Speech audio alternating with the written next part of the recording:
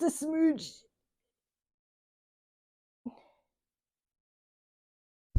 That's better, I guess. I don't know. Does it record? Does it record from here over? Like, is this entire frame recording, or is it? Yeah, it starts right there and goes to right here. Okay. Yeah, no, it's not like blocked. Do I know how phone works? No. Phones work? Do I know how phone work? Hello, phone. How work? Hello, everybody. Welcome to the first episode of FloorCereal. I'm Mr. Shark. And I'm Persephone. Do you not like my wave? No, you cringed. Oh, no, I was just cringing at me. Okay. I didn't know where to look it. Anyways. Okay. Today we're going to be watching the show from hit TV series Bluey. It's season 2, episode 16. 16.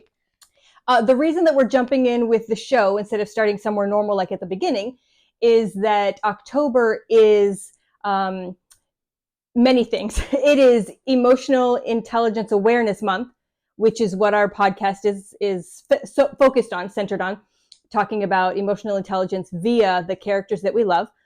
And October is also Infant Loss Awareness Month.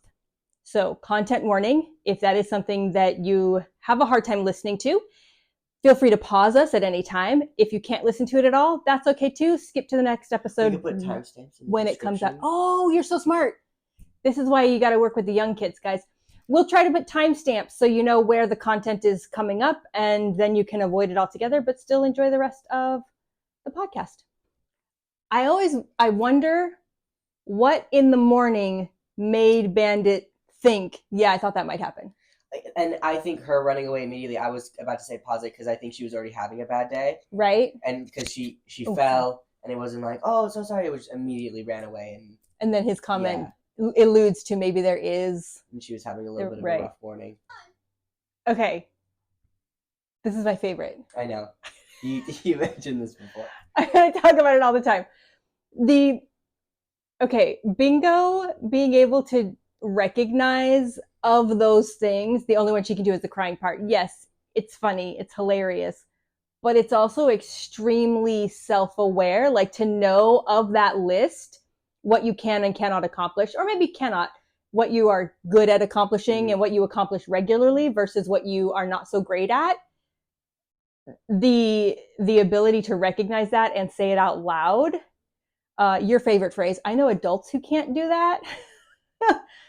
And then to top it off, mom is just like, then just do that.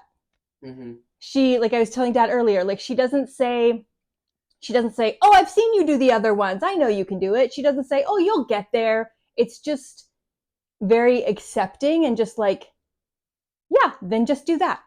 Like what you can do is enough.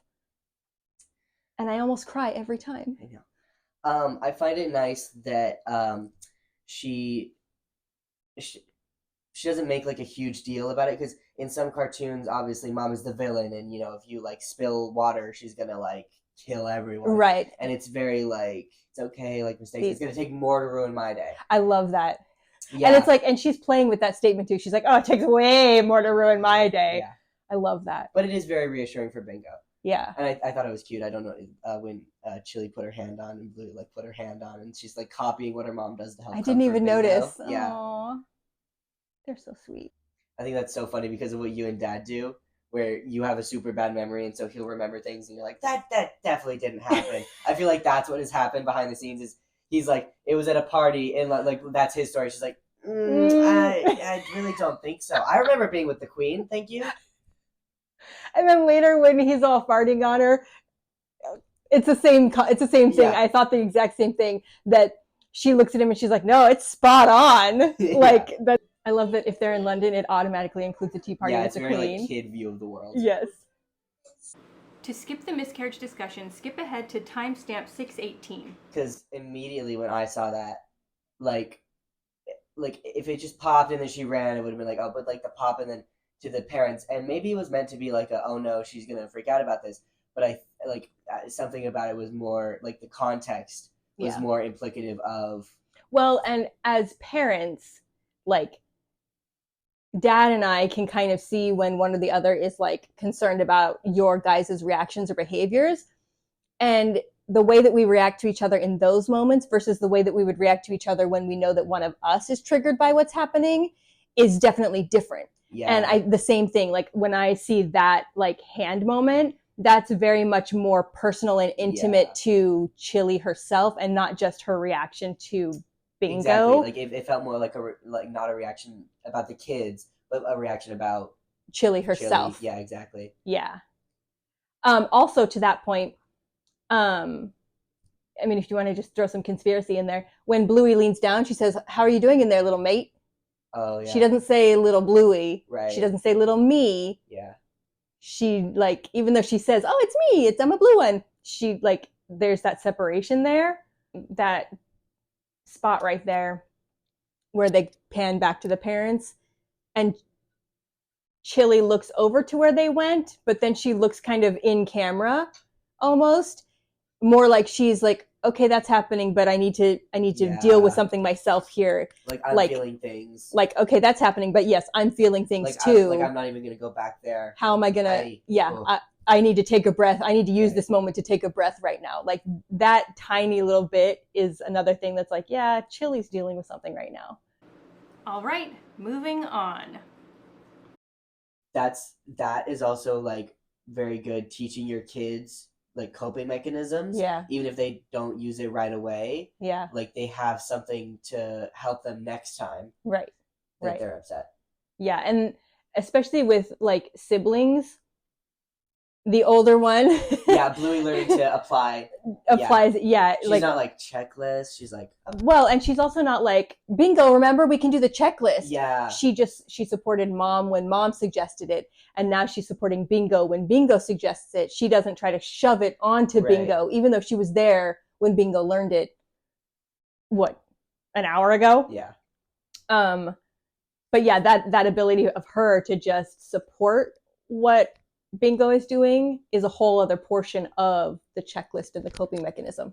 Okay, so in this episode, I think, and I've realized this about most of the episodes, I think Bingo might be the main character of this series. I know it's called Bluey, but if you look at the person who, in the majority of episodes that I have started to go through to prep for this, has an arc. Like it almost like centers not around her story, but around her like emotional growth. It's Bingo more than Bluey, than you think. Right. Yeah, it's Bingo more than Bluey more frequently than you would expect. At least that's what I've gathered just from the first. Could that be because Bingo's my favorite character? Right. Maybe you see yourself in Bingo.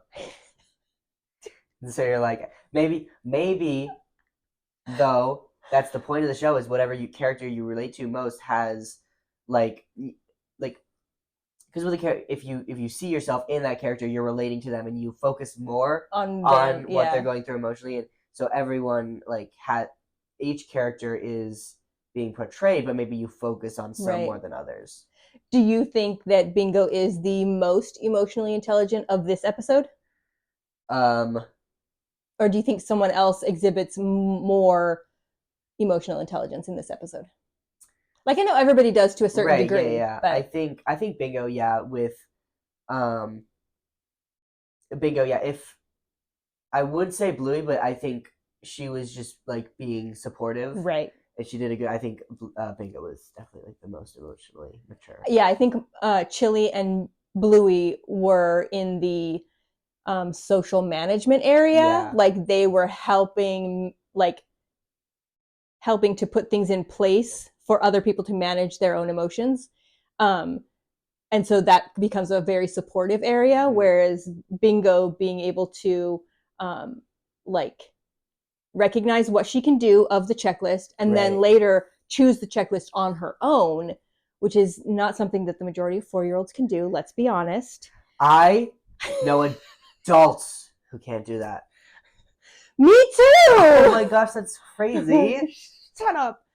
Anyway, so I would consider her the most emotionally intelligent. So we developed a circle chart of emotional intelligence. So there are 5 pillars of emotional intelligence. There's self-awareness, self-management. So being aware of your own emotions, managing your own emotions. Social awareness, being aware of other people's emotions. social management, helping put things in place for those people to manage their emotions, or adjusting how you behave to help other people manage their emotions, like we do with children a lot, or, bosses or spouses. And then the last, I technically is not a pillar, but I think it is empathy. I think it, like, without empathy, you can't do any of these things. You have to have empathy for yourself and so on. So empathy is the fifth pillar for me. So we took those and we made a pie graph. It's almost like a reverse pie chart. It's like a sun chart. It's a star chart. Aww. So on this chart, we have our pie, and then we have, what's it called when the circles are inside of each other? Concentric circles. I did not know that. So within the pie, we have concentric circles, 10 of them. So we have a score of 1 to 10 on each of the 5 pillars. And the way that we're kind of scoring is that 5 is kind of a neutral zone, where maybe that particular pillar of emotional intelligence is not highly prevalent in the episode for that character. So then 5 would be neutral. 4 and below is going to be poorly managed. And then 6 and above is going to be managed very well. Does that make sense? Yeah. Okay. So in self-awareness, which would be Bingo's ability to recognize her own emotions. Yeah. I'd say pretty high for that episode, because she did know that she was upset. I think a lot of times kids will be upset, especially at that age, upset but don't know why they're upset. Yes. She was upset and she knew it was because she felt like she was ruining a holiday that was supposed to be for her mother. Right. And she didn't want to be taking away from that, and she wanted everything to be perfect for her mom. Which could make an argument for social management. True. I'm not going to push it, but if you were to really dive into it, that level of awareness brings in some social management or social awareness. So okay. So we scored Bingo a 7 on self-awareness for those reasons. The next one is self-management, which is your ability to manage your emotions. I think emotional management was also really good, higher than what was it? Awareness. Self-awareness, because she was able to use the not regulating, but the I guess regulating would be the best word, but the emotional regulating tool that she was taught, and that was definitely. Not only was she able to use it, she was able to recall it on her own without somebody reminding her of it. Choosing by her own validity to use it. Volition. Validity is how valid something is. Oh. Volition is like a motivation too, or not sense. Motivation, but like on her own. Yeah, choosing of her own volition to use. So we scored her an 8 in self-management. The rest we left at 5s because while social awareness, social management, and empathy happen in the episode from Mom and Bluey, they're not so much part of Bingo's emotional intelligence of this episode. So we left those at a 5. We've made a little handy graphic that will be up somewhere on some kind of social media once we get them going. We could put it on the screen and then post it later after the episode is out. Yes, because we'll get ahead of ourselves at some point, and then we won't be working behind.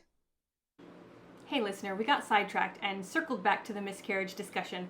If you'd like to skip that, go to 1524 for the tail end of the podcast. And I think another argument for that, being the case, comes in the later season when Brandy visits. Yeah. And the fact that infertility is a genetic, not infidelity.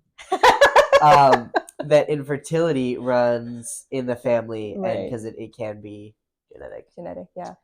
The only other thing that I wanted to say about the balloon popping part is I appreciate the animators and producers' decision to make the balloon pop after they had stopped the popping portion. It easily could have popped when one of them was doing the bumping, and then it would have felt like that kid's fault a lot more than it does now. Right. But because they chose to they bumped a few times and they giggled, and Dad said, okay, let's move along, and they had stopped. And then it popped. I think that also, if it had popped while they were bouncing, it wouldn't have been as indicative of a The miscarriage. Yeah, that's because true. then it would have been like, oh, balloon It would pop, have instead of been, being like, okay, we're back, we're stop silliness, we're back to the show, and then then it happens. balloon Yeah. pops. Yeah. I hadn't thought about that part. That I was fun. just glad that it wasn't anybody's fault. Yeah. Much like Bluey, how could you do that? yeah, much like a miscarriage, it's not anybody's fault, and that's not something that gets talked about enough. Back on track. Let's wrap this thing up. That's episode. I'm calling it 0 because I already had 1 through 10 situated for the first 10 episodes, and then we were like, let's throw this one in. Yeah. Sorry. And it got dark in here fast. All right. Hopefully next time we'll have better light. All right. Thanks for watching and listening. Yeah. And we'll hopefully see you again next week on FloorCereal, where we examine emotional intelligence through our favorite characters. Bye.